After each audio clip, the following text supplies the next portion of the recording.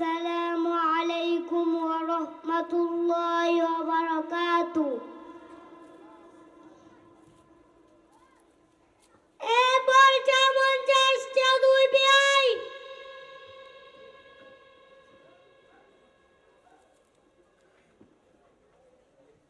আসসালামু আলাইকুম ওয়া রাহমাতুল্লাহি ওয়া বারাকাতুহু। বেশেব কেমন আছেন? ওয়া আলাইকুমুস সালাম ওয়া রাহমাতুল্লাহি ওয়া বারাকাতুহু।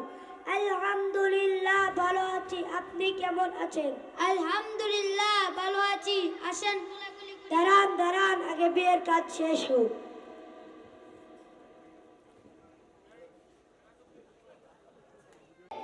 আমি উত্তর কুতুবখালী তাওহীদ ইসলাম আফ্রিদি। দাঁড়ান আমি আসছি। আসসালামু আলাইকুম ওয়া রাহমাতুল্লাহি ওয়া বারাকাতুহু। ওয়া আলাইকুমুস সালাম ওয়া রাহমাতুল্লাহি ওয়া বারাকাতুহু। ইয়াগফিরুল্লাহু লানা ওয়া লাকুম। হুজুর আসেন আমার ভাইয়ের বিয়েটা করিয়া দেন। চলেন চলেন। ঘটক সাহেব, বিয়ের কাজ কি রেডি আছে? শুরু করতে পারি? জি হুজুর, বিয়ের কাজ শুরু করতে পারেন। দাঁড়ান, আমার কিছু কথা আছে। কি কথা বলুন? বিয়ে সাহেব, আপনার সাথে আমার কথা ছিল। বিয়ের যৌতুক নগদ 10 লক্ষ টাকা, একটি মোটর সাইকেল ও একটি ফ্রিজ এবং ফার্নিচারের সকল আসবাবপত্র দিবেন, নয়তো এই বিয়ে হবে না। নাউযু বিল্লাহ, আস্তাগফিরুল্লাহ। আপনি এইসব কি বলেন? আপনি কি জানেন না যৌতুক নেওয়া দেওয়া হারাম?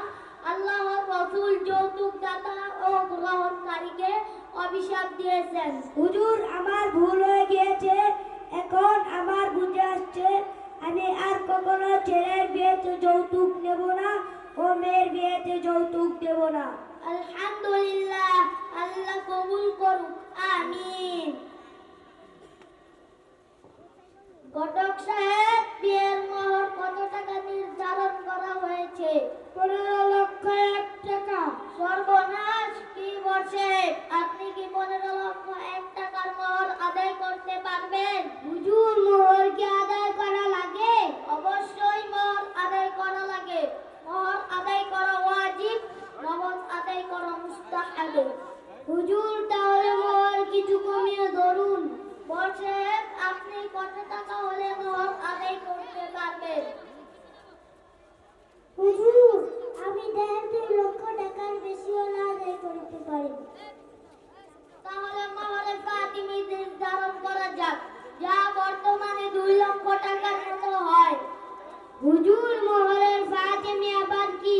মোহরের ফাতিমি হলো মহানবী সাল্লাল্লাহু আলাইহি ওয়াসাল্লামের আদরি কন্যা, জান্নাতি মহিলাদের সন্তানী হযরত ফাতেমা রাদিয়াল্লাহু তাআলা আনহা বিবাহের মধ্যে যে মোহর নির্ধারণ করা হয়েছিল সেই মোহর। আলহামদুলিল্লাহ। কনের পিতা, আপনি কি বরের পূর্ণ পরিচয় জেনে বিবাহের সম্বন্ধ এনেছেন? জি হুজুর। তাহলে আপনার মেয়ের বিবাহ আপনি নিজেই করান। নবী করিম সাল্লাল্লাহু আলাইহি ওয়াসাল্লাম তার মেয়ের বিবাহ নিজেই করিয়েছিলেন। হুজুর, আমি তো মূর্খ মানুষ, আমি বিবাহ পড়াতে পারি না। আমার পক্ষ হইতে আপনি বিবাহ পড়িয়ে দেন। ঠিক আছে, আমি পড়াচ্ছি। বর সাহেব, আপনি সামনে আসুন।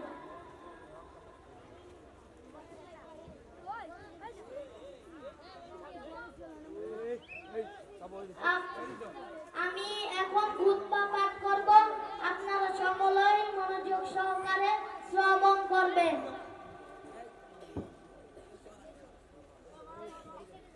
আলহামদুলিল্লাহ নাহমাদুহু ওয়া নাস্তাঈনুহু ওয়া নাস্তাগফিরুহু ওয়া নাউযু বিল্লাহি মিন শুরুরি আনফুসিনা ওয়া মিন সাইয়্যাতি আ'মালিনা। মান ইয়াহদিহিল্লাহু ফালা মুদিল্লা লাহু ওয়া মান ইউদ্লিল ফালা হাদিয়া লাহু। ওয়া আশহাদু আন লা ইলাহা ইল্লাল্লাহু ওয়া আশহাদু আন্না মুহাম্মাদান আবদুহু ওয়া রাসূলুহু। ইয়া আইয়ুহাল্লাযীনা আমানু ইত্তাকুল্লাহ حق تقاته ولا تموتن إلا وأنتم مسلمون يا أيها الناس اتقوا ربكم الذي خلقكم من نفس واحدة وخلق منها زوجها وبث منهما رجالا كثيرا ونساء واتقوا الله الذي تساءلون به والأرحام إن الله كان عليكم رقيبا يا أيها الذين آمنوا اتقوا الله وقولوا قولا سديدا يصلح لكم أعمالكم ويغفر لكم ذنوبكم ومن يطع الله ورسوله فقد فاز فوزا عظيما কনের পিতা আপনি সামনে আসুন